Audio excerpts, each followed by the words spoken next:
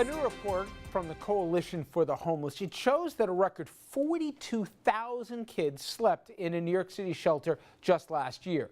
A short time ago, Dominic, he interviewed the head of the group, Mary Brosnahan, and it was an interesting conversation, wasn't it, Dom? Richard, always dealing with the homeless is a pressing issue, where in many regards, Richard, the problem is actually getting worse. Mary Brosnahan, a startling headline, even for me, a seasoned journalist that's been in the broadcast journalism game for 30 years. Is it accurate that a record high 42,000 children, kids, slept in a city homeless shelter last year? It is. It's absolutely shocking. So you think 43,000 different boys and girls went through the municipal shelter system last year. So obviously on any given night, we're talking 25,000 kids. And you know, here at the Coalition's office, on any given night, 25,000.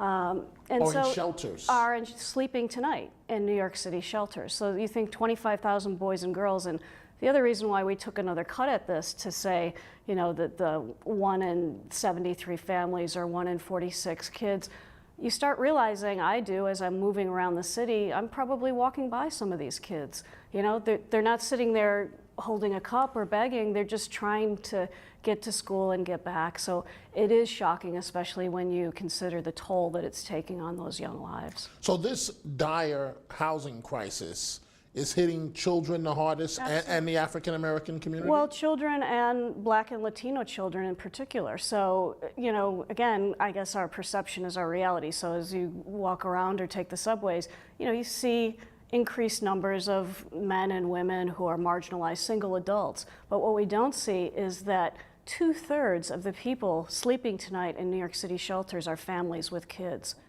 What happens to those families? Well, in a real sense, we have both an after-school program at shelters, and then we have a great sleepaway camp up in Bear Mountain. So we have 300 kids come at different, you know, they each get 3 weeks up there. And you see when they step off the bus, you know, they're so beaten down that you can see that they've lost hope. They've fallen so far behind in school, they've lost hope that they're ever going to catch up with their classmates. And you know, we serve them lunch when they arrive, and you see a lot of kids stuffing food in their pockets because they're not sure, just from their experience, they're not confident that there's going to be another meal. So a lot of the process at camp is assuring them, yes, there'll be as much food as you want, and you can be kids here. You can laugh, you can play, and we're going to help you catch up to grade level with your studies. And so when they leave, they're crying when they step off the bus, they're crying when they get back on, but for a different reason because they don't want to leave. So it's a very long-winded way of saying that it's robbing these kids of their childhood and any hope of, you know, academically achieving what they should. Income inequality, low wages, and lack of affordable housing. Are they the clear drivers, if you will, of homelessness? Absolutely. So, you know, just what you articulated, we're used to hearing about people on the street who may have mental illness or co-occurring substance abuse or alcohol problems. These moms and kids are almost universally homeless because they can't afford housing. So they've made do, they've doubled, they've tripled up, and then when those arrangements fall through, they have no place else to turn. De Blasio, Mayor de Blasio, are his policies a step in the right direction? Well, without a doubt. I mean, we had 2 decades. First Giuliani, who had a complete criminalization approach to homelessness and tried to get rid of the right to shelter that the Coalition established.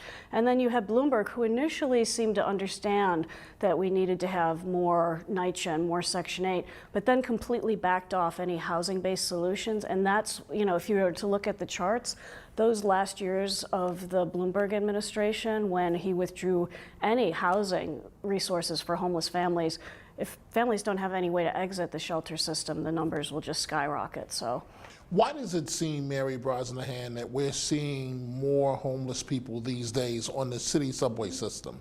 Well, this is a very critical moment. We talked about the mayor, but the governor has a role here. As you recall, with deinstitutionalization, and so all the money that was saved by closing down those psychiatric hospitals was never transferred into community-based housing with support services. And so we're at the end of what the third New York agreement.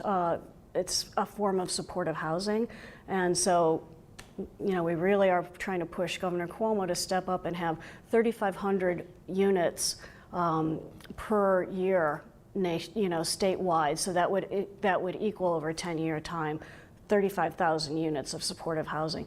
It's much more cost-effective than the shelter, prison, hospital, treadmill that most of these folks are on. Mother's Day is right around the corner. Right. And is it accurate that some women literally go from the delivery unit at a hospital to a homeless shelter? Over the past year alone, 1,800 babies, newborns, were brought from the hospital home to a shelter.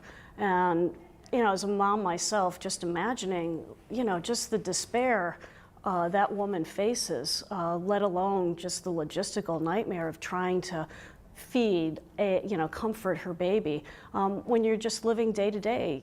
Did I accurately hear you say 1,800 women, yes, literally, when they deliver their babies, go from the hospital to that night or day to a homeless shelter? Right.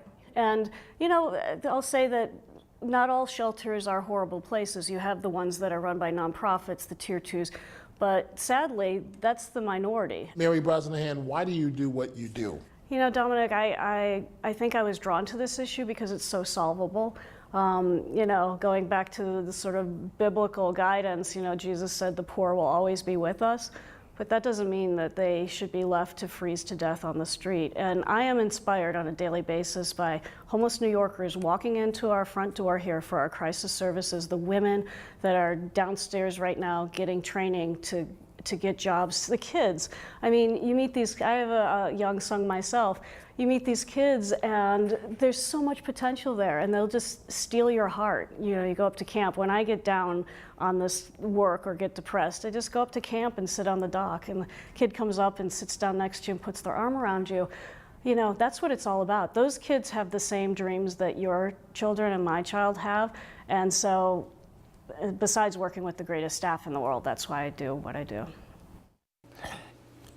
Dom, one of the things that stood out is I'm just envisioning a mother going directly from the maternity ward, and you said, what, 1,800? Yes. And going directly to a homeless shelter. Yes.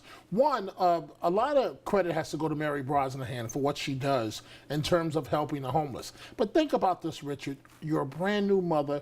You literally just delivered your baby. Just delivered your baby. And the start for that child is to go directly from that hospital to a homeless shelter. It's just heartbreaking, and it shouldn't be this way. No, it's got to be a better way. All right, thank you, Dominic. Coming up next, 150 years after his death, Abraham Lincoln still has a huge hold on the American people. We'll explore why he still resonates so much after all these years.